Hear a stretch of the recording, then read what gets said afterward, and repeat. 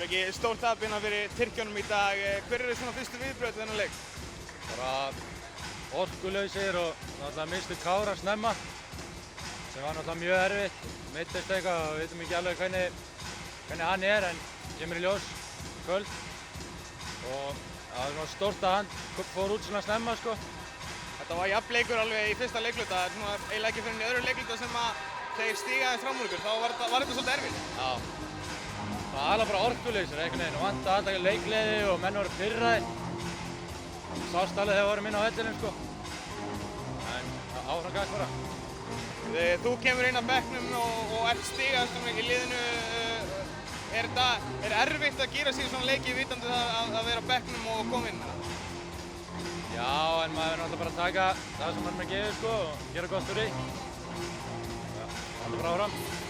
Það er Svartfjallaland á morgun, liður sem að þið töpuðu fyrir í úrslitunum í fyrra.